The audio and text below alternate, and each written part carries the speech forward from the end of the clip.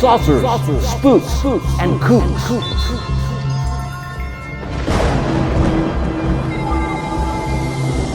UFOs are serious business. All right. Welcome to Saucers, Spooks and Kooks podcast, episode number 3, with me, your host, Adam Gorightly, and my co-host, Chris Grable. Hello, everybody out there in Cyberland. So this episode features our late great friend, David Perkins, and the interview we did with him in, I was trying to remember, Chris, it was either April or May of 2022. Yeah, it was in May 18th. May 18th at David's Pad in Santa Fe, New Mexico. And this is, we'll call this part 1 of the interview with Mr. Perkins, talking about how he is involved in radical politics and academics on the East Coast. And then he and his then wife moved to out to Colorado to join a commune there, and that's kind of when his that he got involved in cattle mutilation research. And he mentions at the beginning of the interview a book his ex-wife wrote called Herfueno. Her name is Roberta Price, which is pretty interesting. I just read it recently, and it deals with their whole evolution of being involved, once again, in radical politics and moving out and becoming part of this Libre commune, it was called, in Colorado. So there you have it. That's basically the gist of the interview. You have any thoughts or observations before we dive into this, Chris? Well, I tried to find any kind of recordings of David's bands that he mentions here. He mentions the Roids, which I couldn't really find anything. But what was it? The Dog Brothers? Well, I think that's what he said. Yeah, the Dogs or the Dog Brothers. Yeah, I don't know. It must have been just like music that just never made it onto recordings, maybe. Yeah. I guess that's all oh, well, there's also the book Bloodless Cuts that I thought was worth mentioning. That was a collection of Tom Adams' work. What was the name of the zine that he was doing? Basically put out a newsletter for many years called Stigmata, which was, different cattle mutilations reports that he tracked throughout the years. Right. So this is a collection of Stigmata, I think, but it sounded pretty interesting. Tom Adams' work, since he was one of the first to really figure out or track all of the helicopters that were seen around the cattle mutilations. Right. Yeah, that was one of the areas he was really into and on top of, with all these associated reports of quote unquote black helicopters associated with the cattle mutilations. Right. So, yeah, let's just get into it. Sounds good. All right, here is David Perkins.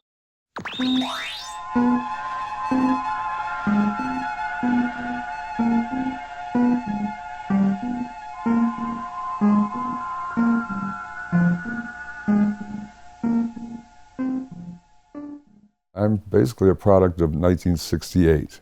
When you get down to it, it was just a watershed year in American history, and I was graduating from Yale University, and the war in Vietnam was raging, and my friends were being drafted and sent to Vietnam, and some of them didn't return. But I ended up getting a deferment to go to the State University of New York at Buffalo, where I taught a course called The Outsider for 2 years. I was in graduate school. The second year, that course became known as Freak. So you can kind of see a certain pattern right there. So it was just such a wild time, and it's kind of similar to today in some ways, but it was a time of upheaval and societal chaos, and the war was raging. People were being drafted and sent to war, and it was all very close to home. And at that point, I was, I guess you'd say, into radical politics. And I was hanging around with people like Abby Hoffman and Jerry Rubin and Allen Ginsberg. Like Frank Sinatra said, never be a name dropper. But I would say definitely radicalized and looking for a different way to be myself in a society that seemed kind of insane, and running in the streets and fighting the cops and street fighting man kind of thing. And the university was on fire and they were burning down the ROTC building and this, that, and the other. It was a strange and wild time. So my wife, Roberta Price, and I moved to Buffalo. She was teaching English. She was a poetess. And we were heavily into radical politics then, and poetry and arts and a lot of wonderful things. But at the end of 2 years, it seemed, to me at least, obvious that there was no future. You're not going to win this battle in the streets. You don't win that way. The only way we could think of to do something positive was to move to a commune in southern Colorado. So as part of our graduate studies, we were given grants to travel around. We wrote up this proposal. We wanted to travel around and look at utopian communities, which is a strain in American history, and we wrote up the whole academic justification for it. So we took off in our little van, visiting all the hippie communes in the West and in California. And we said, this is really great. These people are doing something really interesting out here. They're building these great buildings, and they're farming, and the creative arts are alive. There's great music, great art, interesting people, and a lot of old beatniks, and then fresh young hippies and flower children and whatnot. So we said, okay, we're leaving it. We're leaving the East Coast, and we hooked up with a group that was just starting a place called Libre in southern Colorado. And we're coming up on our 54th anniversary in May. 54 years. Hippie communal life. It's no longer hippie. I don't know what it is at this point, what they call it, but it's been a wonderful time. It was my year on the mountain to contemplate my years. I actually spent 7 years living in this house built around a rock with no running water, no electricity, no nothing. I think back on it now, so I can't believe I did that. But it was a great place to think and to observe nature, which was really very, very important to me. And hang around with a bunch of very super creative people. And at that time, I had no particular interest in the paranormal or especially mutilations. As a teenager, I was interested in flying saucers, and I read Carl Jung, I think, when I was 14 or something. And I thought, well, this is pretty interesting stuff. And it always kind of simmered there, that interest. I was just looking at my Yale yearbook. I listed my future profession as metaphysician. I think I'm the only person in the history of Yale that's ever listed their future job as being a metaphysician. So I spent my time on the mountain in contemplation, and I played in a rock and roll band. I wrote songs. We traveled around the West in a big bus, playing music all over the place. It was really fun. What was the band? Well, we were the Dog Brothers. I don't know how we got that name. Later on, we became the Roids. So we had some really good musicians who had sort of migrated out from LA, the LA club scene and recording scene. And they said, hey, this is really great. We're moving out here too. So we had all these great musicians, really good world-class players, which was really, really nice. So that was we first came out in '69, and Libre was just starting. It had been bought for $35 an acre by a rich hippie philanthropist. So we lived there like Indians, and we lived in a teepee for Colorado winter, my wife and I, Roberta. By the way, Roberta wrote a really great book called Huérfano, under the name Roberta Price. What was the title again? Huérfano, like Huérfano County, it's the Spanish for orphan. So, University of Massachusetts Press, I believe. But it's a really good book about her 7 years on the commune, and then she went on to become a lawyer in Albuquerque, and we separated. But sitting up on that mountain, I soon picked up on the story of Snippy the horse, which had been mutilated about the same time that our land was purchased in '67. And I started going like, what's up with that, And they, oh, well, flying saucers mutilated a horse over there in San Luis Valley. As the crow flies, it's probably only 20, 30 miles away. So I kind of kept that in the back of my mind. I was like, what is that? So we just kept on rolling through until 1975, at which time the giant mutilation wave swept over the country, basically, especially Colorado. It was the Associated Press Story of the Year in Colorado, and the governor was on the front page. We're going to catch these mutilators, and this is the greatest outrage in the history of the Western cattle industry. And it was a big, sensational story. And at that point, I was kind of thinking of myself as an aspiring investigative journalist, right? I thought, well, I'd like to get into some topic, and like Woodward and Bernstein, I want to be an investigative reporter. And here's a good topic. I'm going to figure this one out. It's obviously the government, and I'm going to figure it out. So, yeah. What year is this? 2022? Still working on it. Almost got it now. Hang on. So I started collecting clippings in my little clipping file from all the newspapers. And then the more I looked at it, it's like, this is really incredibly weird, whatever this is. And I think it's important. I mean, any scenario I could come up with seemed to me something very important was going on here. Like I say, my first suspicion was that it was some sort of biological warfare testing, perhaps, being carried out by the government, because a lot of helicopters were seen. That was a big part of the topic at that time. These mysterious, unidentified helicopters that seemed to be in the vicinity of mutilations, although they were never seen actually doing a mutilation. So that was the big three was that the media carried were Satanists, saucers, or CIA. This is Carl W. Whiteside, the Deputy Director of the Colorado Bureau of Investigation at the time, around 1979. The thing that's always bothered me in this investigation is the absence of any physical evidence. There were many theories put forth in this investigation. Some government agency or agencies involved in biological warfare studies is one. I can't see any justification for that. UFOs, extraterrestrials, is another. Well, if that's the case, any local law enforcement agency or any federal law enforcement agency is going to be able to solve it, because it's well beyond the capabilities of law enforcement as I know the state of the art to be today, okay? The other is that cults are involved, okay? Whether it be an occult such as a satanic worship cult, organized narcotics trafficking, anything that involves groups of people, sooner or later, you will have someone who is a member of that group who will come forward and provide information. That hasn't happened. They bounce back and forth. It's got to be the cultists. No, it's the government. No, it's aliens from space. So I was on the government track at that point. But the more I looked into it, I went, oh, it's not that simple, really, is it?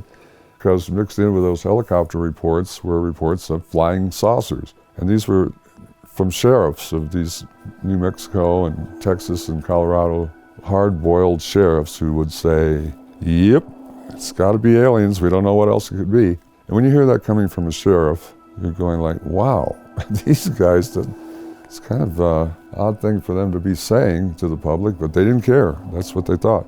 Some sheriffs just decided to duck the whole thing and say, we don't know what's going on. We can't. They try to palm it off on cultists and some few freaks running around out in the pasture for their devilish ways and for their devilish purposes.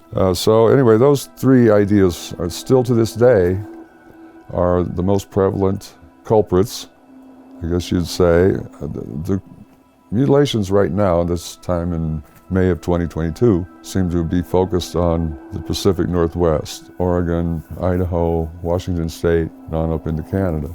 And if you read their local newspapers up there, they'll say, yep, it's probably those cultists. They seem to like the cultist theories up there. I'm not quite sure why. That the cultists would inject the cows with the psychedelic drugs and then drink the blood as part of their demonic rituals and so on. And what I always find fascinating in studying this, especially from a small-town newspaper point of view, is what the readers' comments are.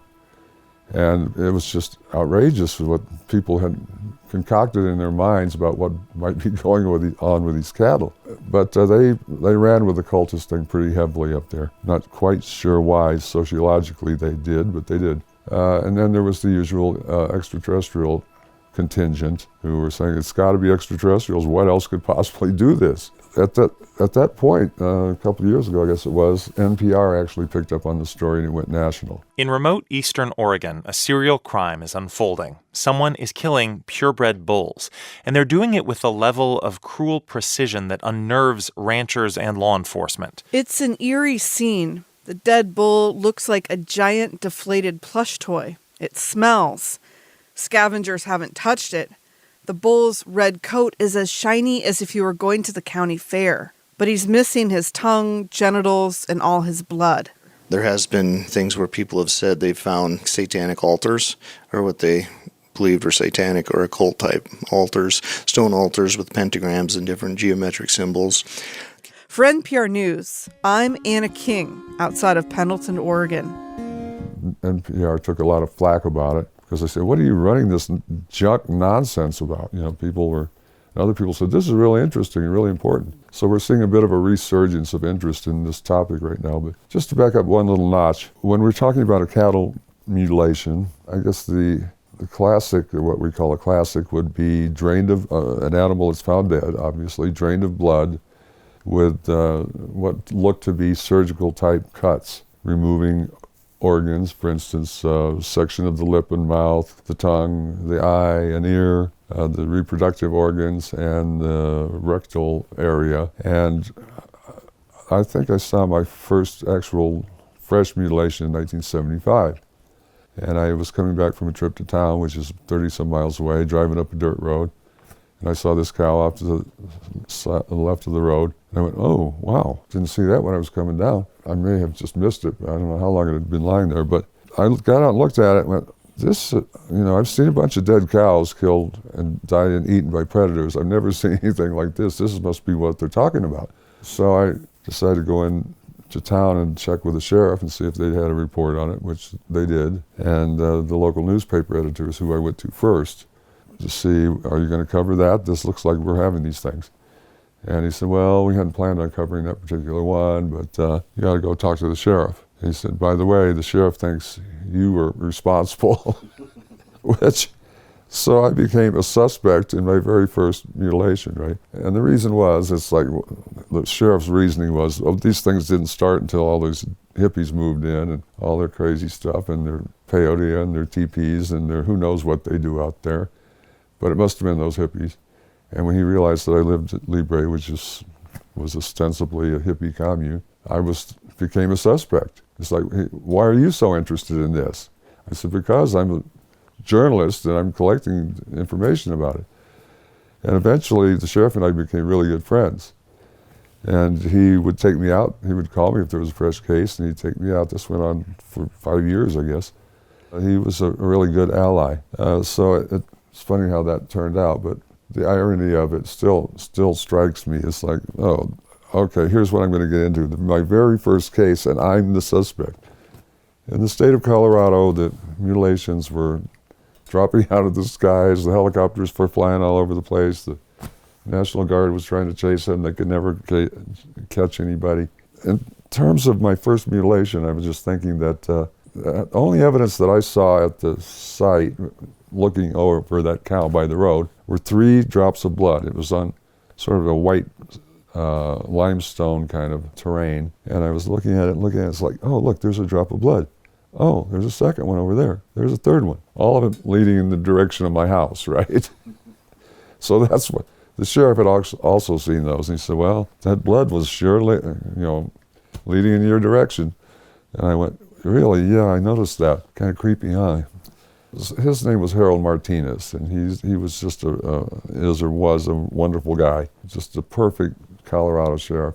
The other sheriff that I got tight with early on was Sheriff Lou Girodo, who was the sheriff of Los Animas County, a neighboring county. And he was all in on the extraterrestrial business. Harold Martinez was like, his general thinking was like, "We probably ought to leave this alone. It's probably the government, I don't know if we want to mess with this." That was always he never did go with the ET business, although he started to wonder there toward the end of dealing with him, after he saw this cow that its heart had been removed from a hole about that big in its chest, right? That's not something a predator is going to do. And that really got him, that particular one. And I never actually saw that one in person, but I saw all his photos. Okay, so Lou Girodo, I went to see him, and he said, "Oh, Dave, come and sit down," and laid out all his papers and books and photos. And he had had quite a bit of experience, including flying saucer sightings, right? So he was saying, this has got to be extraterrestrial. I can't believe this, but this was what it looks like. This isn't our government. They can't do this. So his dying day, he said, this is all extraterrestrial, whatever's going on here for their purposes. But he stuck with that line. And it's just kind of disconcerting when you think of the Colorado sheriffs. These are some hardened characters. This is like the Old West, 1970s, right?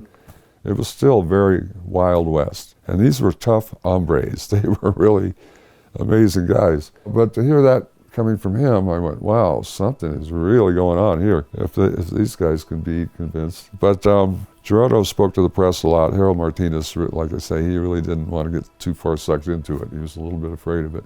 This gathered steam. Around a couple years after that is when I first met my friend Tom Adams, who was a very key character in the history of the mutilations. His works have all now been gathered into one book called Bloodless Cuts. So if anybody's really wanting to go whole hog, it's a big, thick, hardbound book like this. You can find it online, Bloodless Cuts. He started putting out a newsletter, I think it was 78, when the first one came out, called Stigmata. And it became kind of like the bulletin board for all the people, the investigators and law enforcement, for that matter, all over the West. That was their way that everybody communicated. And I got a copy, of course, from Gerardo when it first came out. And I went, whoa, who is this guy down in Paris, Texas? And so I immediately got a hold of Adams and say, wow, this is really good work. He was part of what he was doing, was documenting all the cases in the Southwest so everybody could see what was going on. It was a clearinghouse, I guess you'd call it. And he became the man. He was the focus for me and for Chris O'Brien and for Linda Howe and all these other people that eventually got into it. So I got a hold of Adams and said, boy, we really should get together. And his partner was a fellow named Gary Massey, who was a good old boy Texan, a really funny guy, just a unique, colorful guy who is now deceased. Both Tom and Gary are now passed away under strange circumstances, but we won't go into that at the moment. He recognized a fellow traveler in me, I guess. He knew I was serious, and he arranged to make a trip to Colorado with his partner Gary, and they came straight to see me, and we hung out for days going over all this stuff. So that began a long friendship and a very tight cooperation amongst us. So Tom was kind of leading the charge there, and he and I and Gary would go up to Dulce, New Mexico, where they were having mutilations, and run around with the state policeman Gabe Valdez, and he would show us the ropes. The first few times up there, there were no fresh mutilated cows. He just drove us around. We got the feel of it, and we talked to the ranchers. He was really helpful, Gabe Valdez, big player in this scenario. So somewhere around late 78, there was a fresh mutilation in Dulce, and Tom and Gary just happened to be in the vicinity. As a matter of fact, we were having a little conference near Crestone, Colorado, by the Great Sand Dunes, at the home of a fellow named Burl Lewis, who was the husband of Nellie Lewis, whose horse Snippy was the one that got mutilated in '67. So they were way into Burl, and Nellie, of course, had committed suicide, so she wasn't there to talk to. But we hung out at Burl's cabin, and we were having a conference with Leo Sprinkle and a couple of his associates, and just sitting up on this mountain, and we get a phone call from Gabe saying, you got to get down here immediately. And we were all just like, what? He said, there's a fresh mutilation. It's as fresh as it gets. Get down here now. So we went, okay, jumped in the van, took off. Sprinkle didn't come with us. He said, you guys take care of it and let me know. He wasn't a hands-on mutilation guy, but we stayed in touch with him all the way through, basically, about a lot of stuff. So we go down there, and it was probably the most vivid mutilation I've ever seen in terms of a cow looking like it had been dropped from about 1,000 feet, right? It was just splattered. It just splayed out. I mean, there's just no way a cow could end up like that. And its horn, where it had fallen on that side of its head, had gone around and penetrated its skull in the fall. That was the force of whatever had happened. In this particular case, there were also some very strange, what they call pod marks on this very, very hard packed road. There were three giant indentions as if some kind of triangular craft had perhaps landed there. And then there were smaller, I don't know what you call them, prints of some sort that were kind of ill-defined, but it looked like something had come from that vehicle, supposedly, and gone over to the cow and then gone back. So Gabe was very excited about this. And another thing that I noticed that nobody else seemed to notice was what I assumed to be a spray of blood on the cow's hooves. It looked to me like, atomized blood, basically. Looked like it had perhaps fallen through a mist of its own blood. And nobody could, like I say, had really noticed it. And I've never seen it since. So and its back leg was broken, its hip was broken, and it had, just to throw in another detail, it had what looked to be clamp marks on its back legs, right at its ankles. And it looked like something had been clamped on there really tight, because the hair was indented a quarter of an inch or more on both rear ankles. So you look at that, you say, okay, this doesn't look like any predator kill that we've ever seen. And by the way, in trying to become a specialist, I would stop and look at every dead cow that I saw anywhere by the side of the road. Virtually none of them were ever mutilations, but it was instructional because I saw what a typical predator kill would look like. And I'm not, a veterinary pathologist by any means, but just the basic power of observation. You look at it and say, well, look at this, is all ripped and torn. I mean, this doesn't look like what we're talking about. That's a big, still a bone of contention.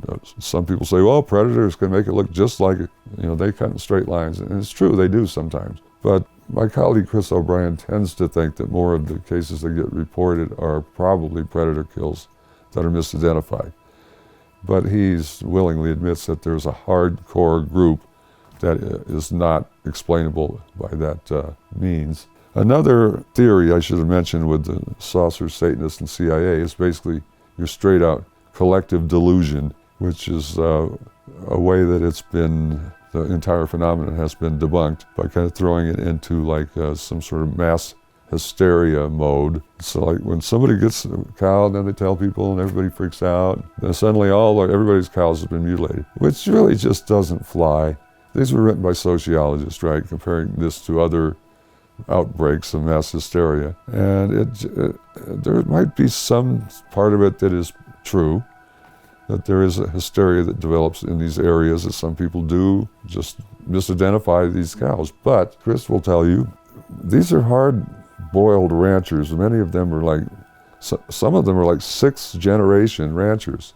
They weren't born yesterday. And they go out, and if they see a cow in that condition, they say, this is not normal. We don't care what you say. If you think we're nuts or what, this is not normal. We have never seen this before. So we tend to believe them, and they've got no reason to make it up. Generally, they don't even want it known that their cow got mutilated, so it's not publicity that they're looking for.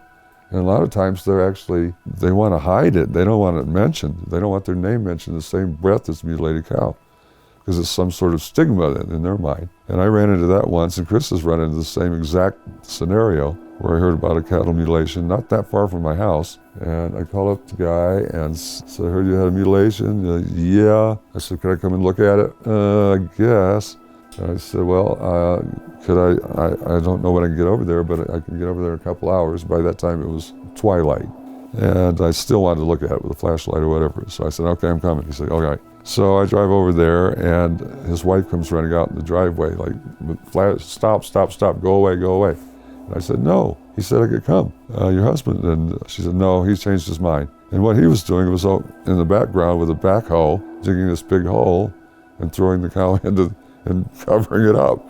He doesn't want anybody to know this happened. He's going to deny that it was anything weird about it. And Chris O'Brien had almost an identical case where they came out and buried it for sanitation reasons, supposedly before Chris could get there. So it's not like people are running around promoting these things. They're actually kind of embarrassed about it. And they're kind of scared, and they're freaked out. And they, okay, whatever killed this cow could kill us, actually, because it's running around in the middle of the night. Well, in Canada, the mutilations spread up into Canada during the 70s, and they were big into the cultist thing. And I always thought it was funny that the Royal Canadian Police would put out a bulletin saying, don't worry about the mutilations, it's just cultists. They're not going to harm you. They're just after the cattle blood. It's like, what? Don't worry that they're bloodthirsty cultists running around in my pasture in the middle of the night and I'm not supposed to be concerned. So that was a different take on the whole thing. But they did admit that somebody was doing it, or something was doing it. Anyway, so then things gathered steam through the 70s, and there were, by my count, in the 70s, there were at least 5,000 cases in the United States. And the number that was being used, even in the late 70s, by the so-called authorities were 8 to 10,000, which I think is probably fairly accurate. My method was to collect all the cases and not necessarily investigate every one, but if it made the newspaper, if Farmer Brown said he had a mutilation and he had 4 the previous week, I counted those 4. So, but there's many, many that did not get reported for all kinds of reasons.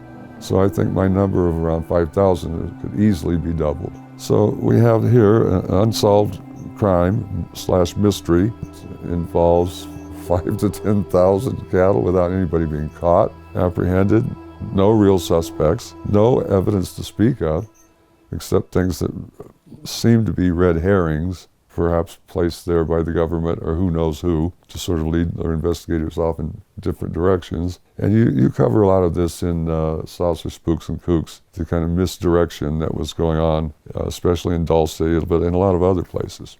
A couple of cases came to light in which supposedly the mutilated cows were tested. One of them found mescaline in the cow's blood, and the other one found PCP. The press immediately jumped on that one, and it became this scenario of stoned, devil-worshipping, hippie, whatever, nutcases running around. They would inject these cows with these hallucinogens and then drink the blood and really trip out in their rituals. And this caught the public's fancy a little bit for a while, and then people were like, yeah, okay, whatever. Those were the only 2 cases that come to mind, but they're still mentioned, like I say in Oregon and elsewhere, they say, well, hippies and cultists have been known to do this kind of stuff. It's like, yeah, right, 2 out of 10,000 cases, maybe.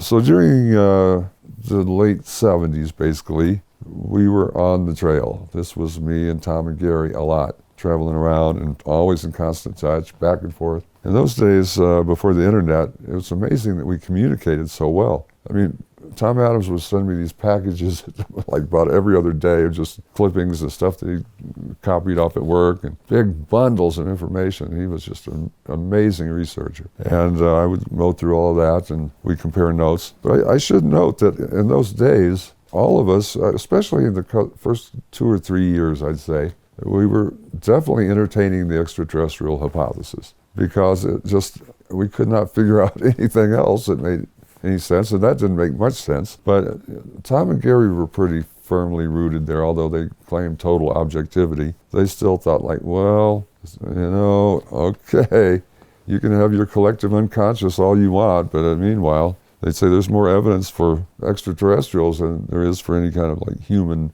consciousness type interface. But along about 1980, I started going down, exploring that way of looking at it in terms of, is this some sort of consciousness artifact or some kind of collective unconscious manifestation, sort of like Carl Jung had talked about flying saucers, that they're materialized psychisms. He kind of copped out. This was 1959, his last book, and the Swiss psychologist Carl Jung. And he said, well, and he and Major Kehoe, a major ufologist, were in touch, and Jung could never buy the ET thing. He said, well, maybe it is, I don't know. But it seems more likely that it's some sort of projection that's coming from the human collective unconscious for reasons unclear. But he said that he had a really weird comment that we all know that certain psychics can affect reality within their vicinity. It's like we do. It's sort of like he fell for that one. But it's impossible that psychism could be projected high into the air to appear to be a flying saucer. It's like, well, if they can do it within 3 feet, why couldn't they do it within 300 feet, right? So that made no sense. And then he said to further pursue this, we would have to fall down a bottomless pit. And he didn't want to go there, so he just left the topic. And I thought, well, that's your job, man. You go down there and get it and bring it back. But I'm a little hard on old Carl that way. But I think he should have pursued that a little bit better and thought it through a little bit better. So anyway, that was where I was trending toward, that way of looking at these things and all paranormal phenomena. I started seeing, it was like, well, where's the dividing line between cattle mutilations and, say, cryptids or Bigfoot or saucers or any other kind of paranormal type phenomena, visions and apparitions, and it all like sort of blended together in my mind. It's like, well, is this just part of that spectrum somehow? By explaining the cattle mutilations, you might be able to somewhat understand the rest of paranormal phenomena. That was always my hope. It still is, really. But we kept cruising along, and we had our debates a lot about the extraterrestrial hypothesis. We went to a lot of UFO conferences, and talked to a lot of people, went to a lot of lectures, and we kind of kept rolling on into 1978. Then 1979 was the Schmidt Conference. And this is Senator Harrison Schmidt of New Mexico at the time. And he was under a lot of pressure from his constituents to solve the mutilation mystery. The ranchers were going like, we're losing thousands of dollars, do something. So he was putting the heat on everybody you could think of, the FBI and so on. Colorado had tried to get the FBI involved. And the FBI said, no, we're not going anywhere near this. And they found all kinds of reasons that it wasn't in their purview to investigate. And the same way that they did in New Mexico, actually.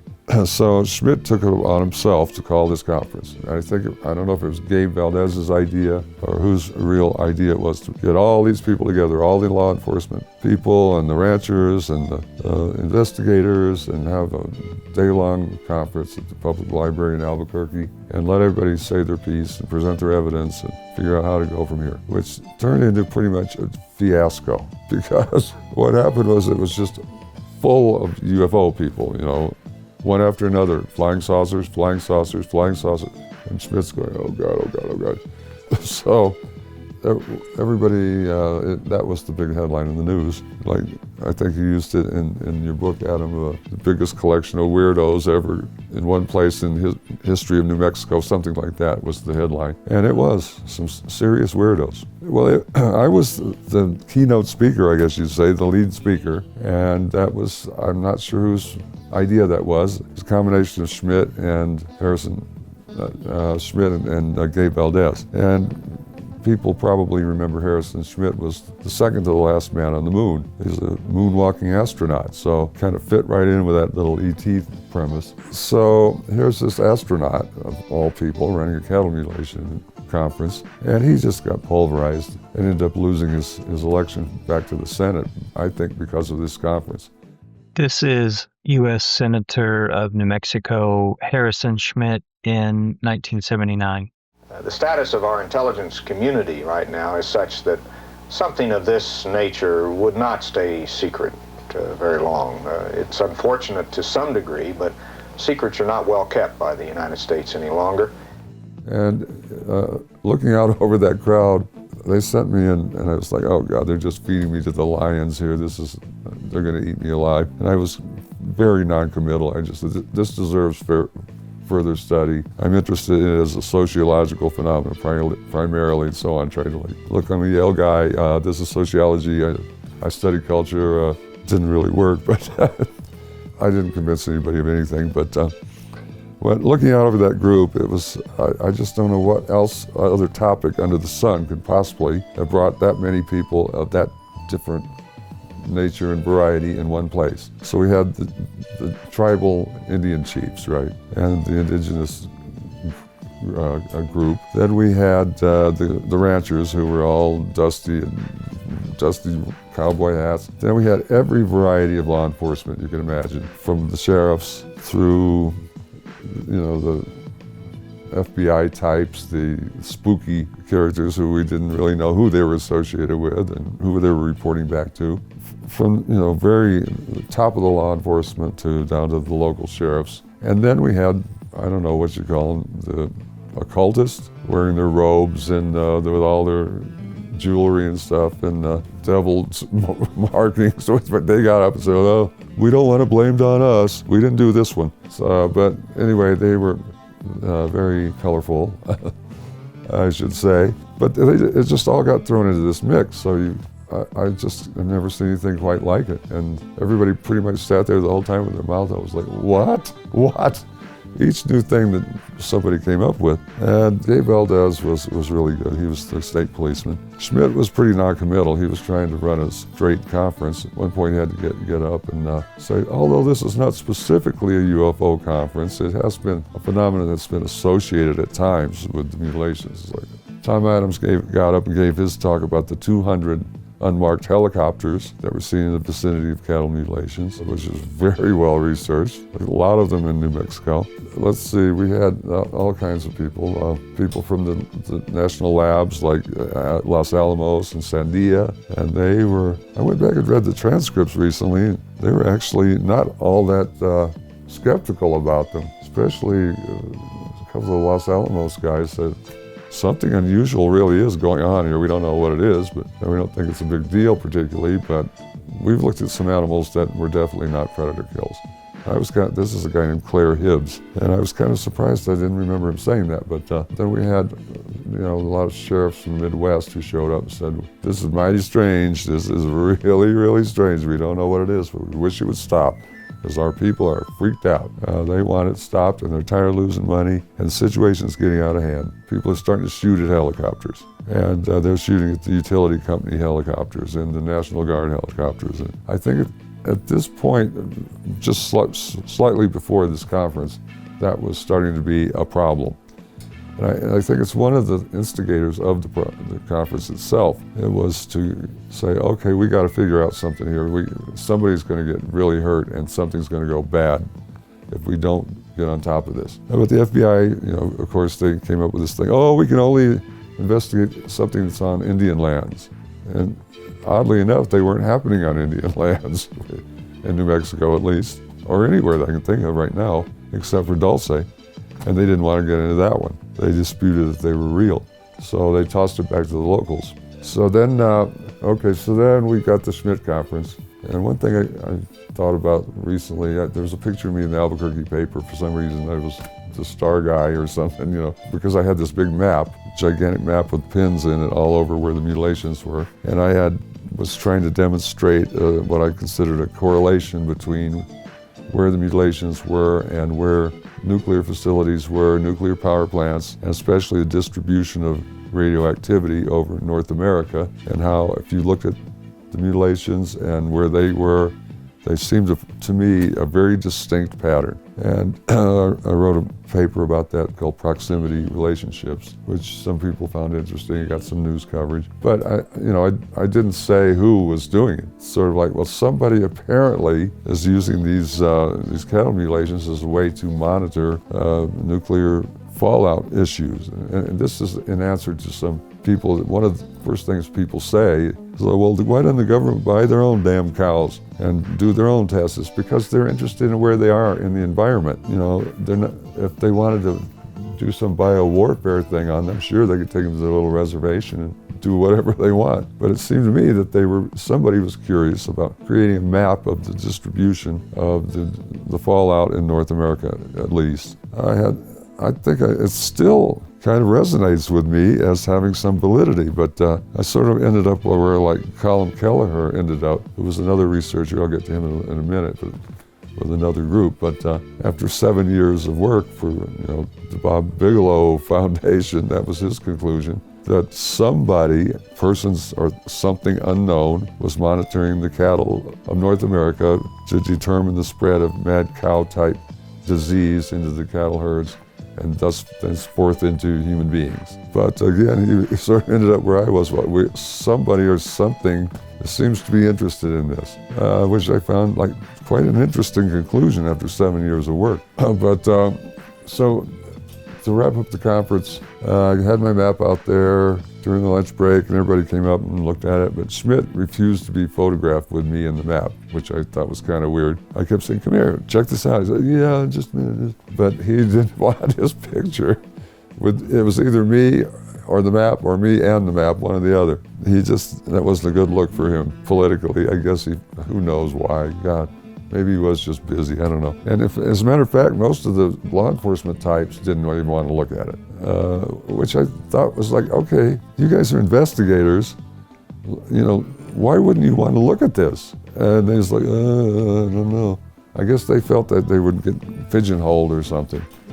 So they were trying to maintain their objectivity. So I couldn't put out something that said, look, the head of the FBI in Albuquerque is interested in this correlation. Right.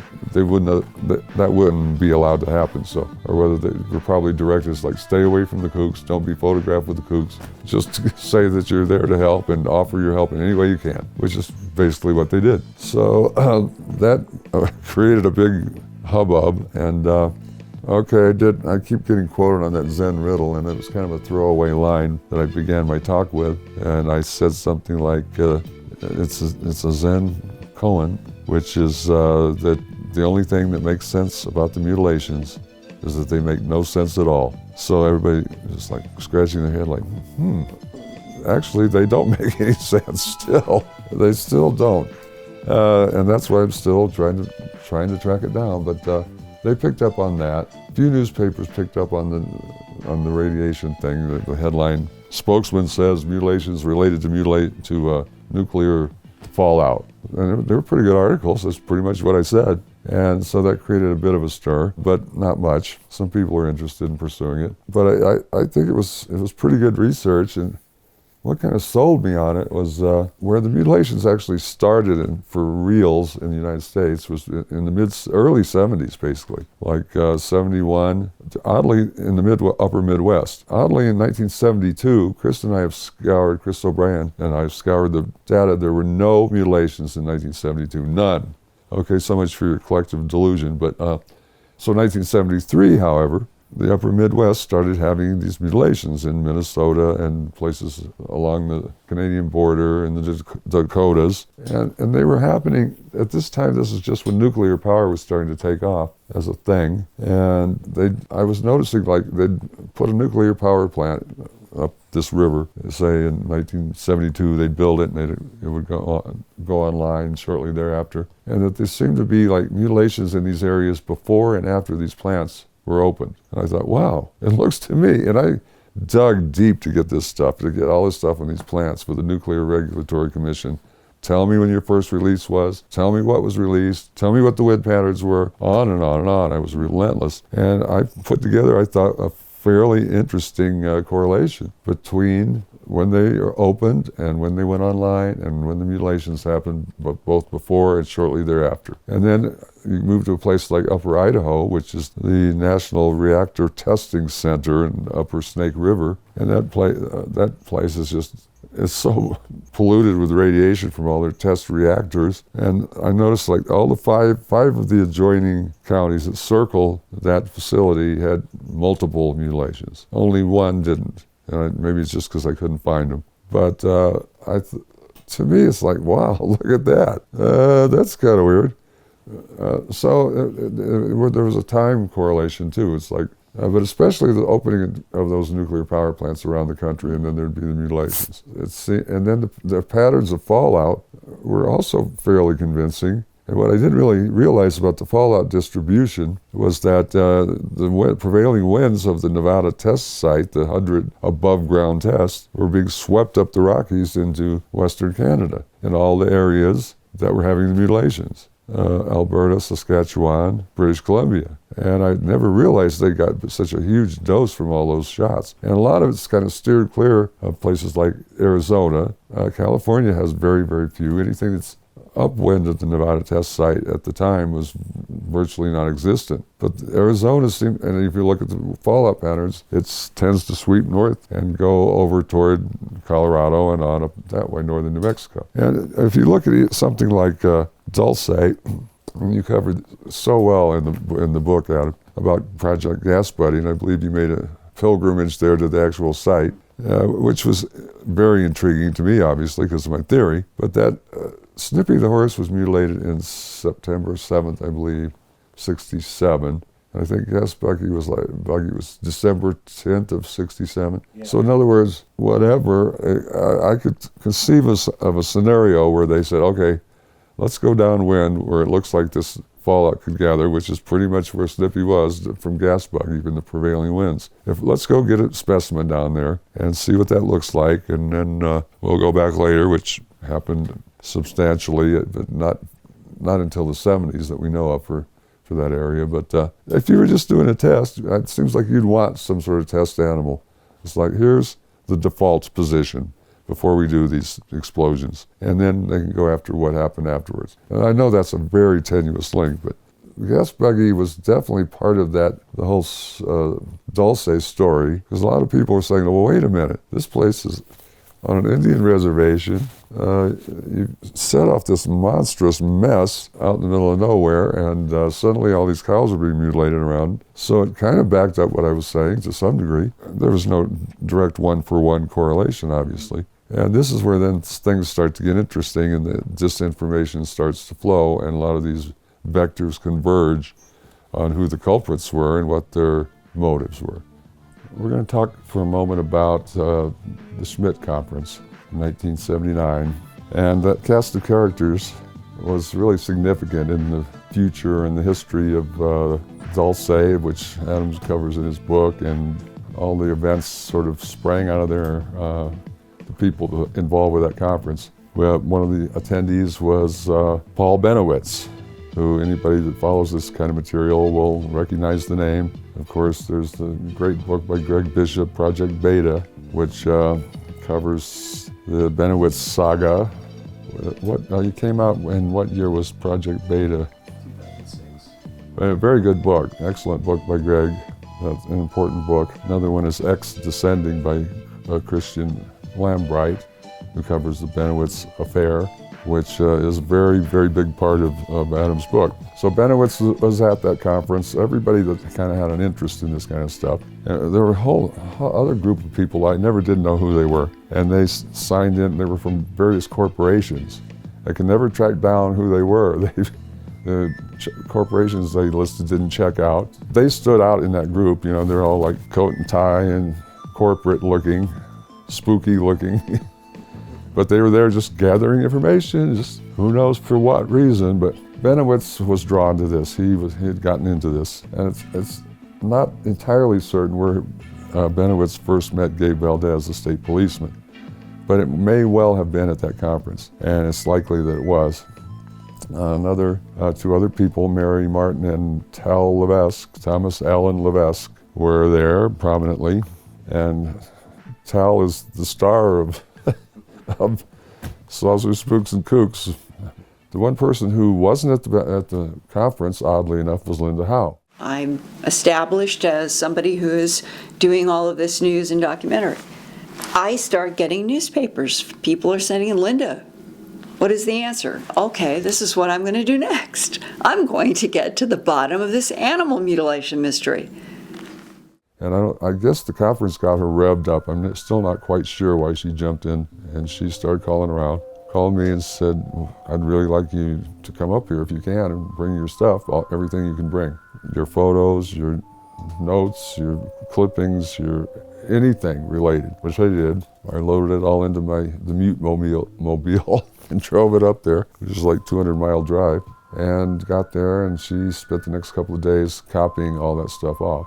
We had a few meetings shortly after that while I was still up there with the film crew, some of her friends, who set out to make a movie about it all, a documentary, A Strange Harvest, it became titled. And I said, well, she asked me if I wanted to participate. I said, sure, whatever you need, I'll do what we need to do here. So we went our ways, and we were waiting on something to happen, and sure enough, let's see, I went back up. There were a couple different trips. I went back again just to discuss it all with her and give her more stuff. And during that time, she wanted to meet some of my contacts, which I took her out on a little tour of eastern Colorado to meet my contacts, some of the people that showed up at Strange Harvest. And I was filmed interviewing them, and she was interviewing them, and these were people, a guy that picked up dead carcasses, livestock removal service, and he'd say, well, I picked up, these were all natural predator kills, and these weren't.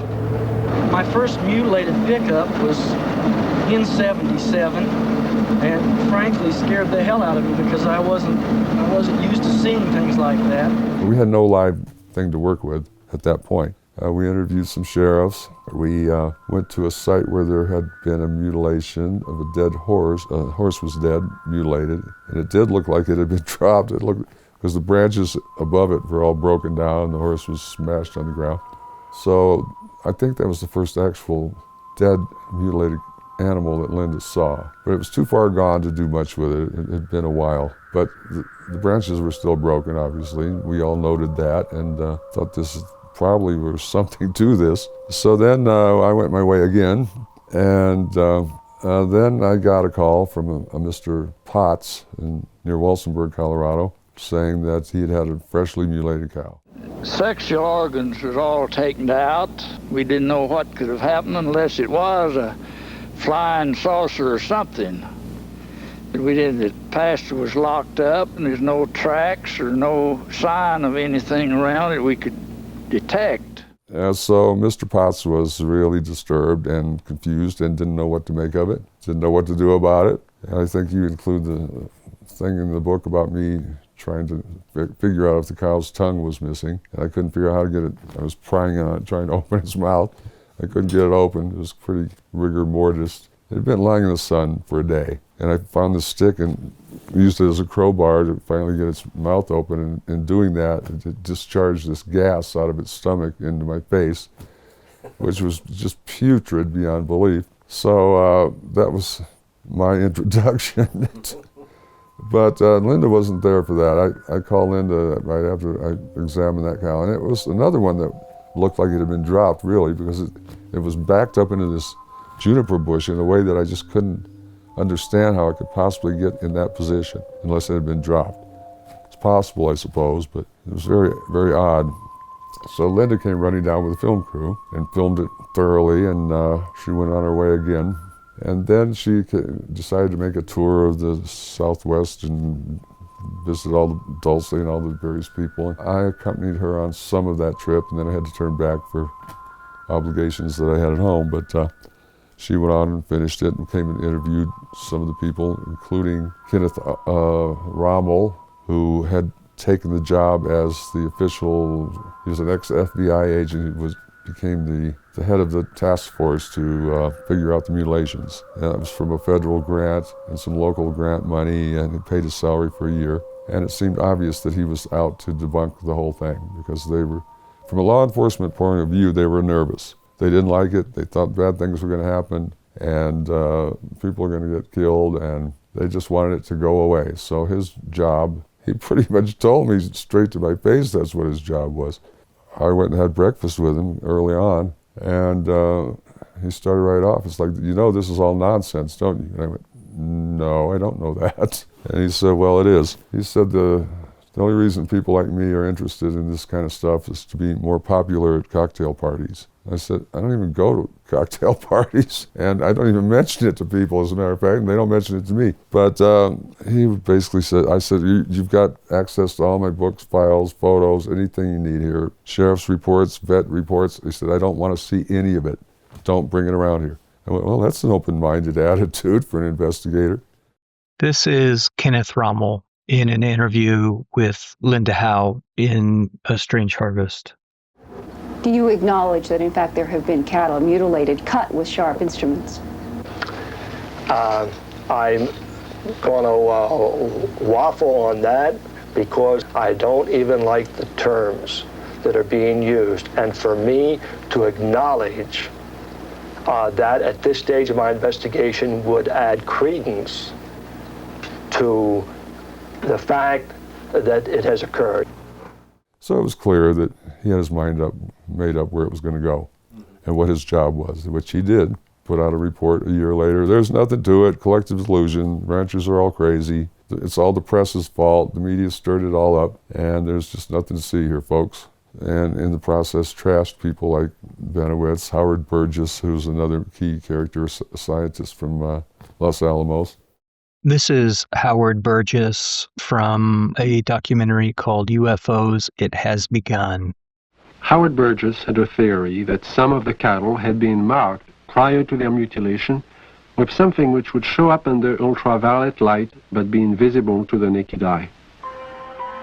Late one night, he and Valdez conducted an experiment and found that out of 80 head of cattle, 5 were indeed marked with a powdery white substance.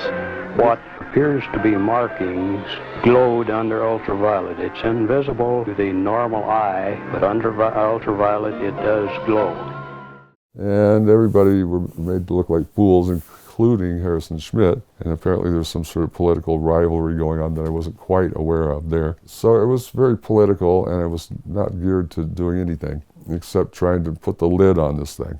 And it was fairly successful at doing that. And I noticed on the FBI vault, they carry all, it's an interesting site. People should look at it under, go under animal mutilations, not cattle. And there's like, I don't know, a couple hundred documents of stuff that happened in New Mexico, right up through the Rommel Report. And then the Rommel Report gets issued, and then all the file closes. Apparently, according to them, nothing entered their system relating to mutilations after May of 1980, which I find hard to believe. And so that's it, folks. It's over. It's done. He figured it out. That's all, folks. But wait, there's more. So I was going through some old recordings I had of telephone interviews I did with David when I was researching the book, and there's like 5 or 6 hours, and I came across one where he was talking about Leo Sprinkle, who was played a big role in the cattle mutilations and also our larger story of the Benowitz affair. I thought I'd share that with the audience.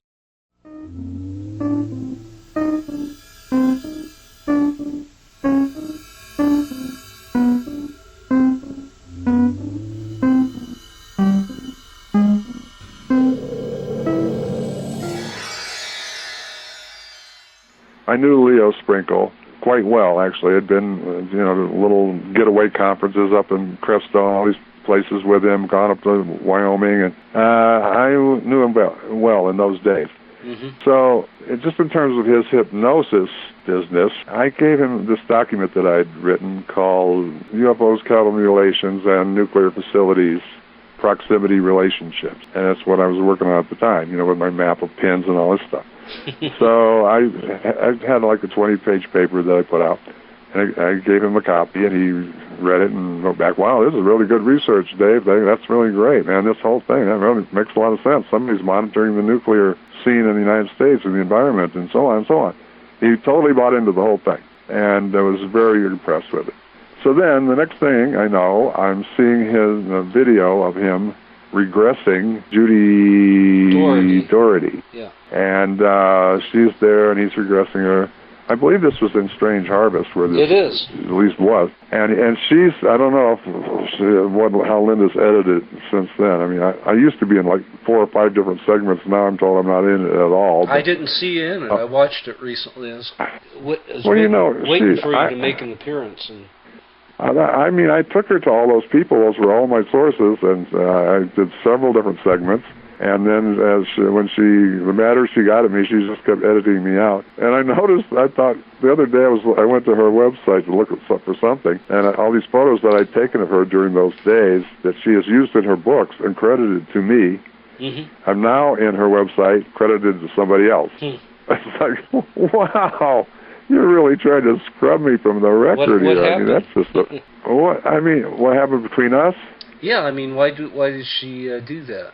Do you have any clue? Oh, it's too much to go into at this point. It just is. We don't need to go there. Yeah, it's just, I mean, she knows that I'm not a big fan of her theories, and she thinks it's a betrayal. She just is not happy that I'm not on board with it. And I'm not vocally critical of her, or in print or otherwise. It's just like, well, that's what she believes. Okay, I don't believe that. Yeah. I mean, but over time and other incidents that have happened, she just got very upset with me, so she scrubbed me from everything. But anyway, back to Sprinkle. So there's Sprinkle with Doherty talking about, the cows being mutilated next to her and all this business. Mm-hmm. Pretty compelling video. And then she starts into this thing under hypnosis saying, he said, why are they doing this to the cows? And Sprinkle said, and she said, they're concerned about our nuclear weapons and our radiation. They're concerned about us the radiation in the environment, exactly my thesis premise. And I thought, well, geez, either that's true or some sort of thought transference between her and Sprinkle or something, or maybe I don't know what. I mean, but it just seemed like a very weird loop because I had just talked to him about it shortly before he hypnotized her. And then suddenly here she was by rotely repeating something that he liked and something that I had just said. And it kind of freaked me out because it's like, oh, wow, okay. Either way you look at it, it's pretty shocking. Yep. The thing with Sprinkle and hypnosis in general, that makes me wonder, what else is she... apparently there's an effect where the hypno-T or whatever is trying to please the hypnotizer. Sure. Something. And using maybe unconscious information they picked up somehow, somewhere, comes back in that loop. I don't really know much about hypnosis, honestly, but I do know what I saw there, and that was kind of shocking. So I was like, okay, wow, I'm really on the right track. It's like, no, wait a minute. He somehow transferred that to her. Maybe they talked about it before the hypnosis. I don't know. Mm-hmm. I never asked him actually, that I recall. Apparently he hadn't, so...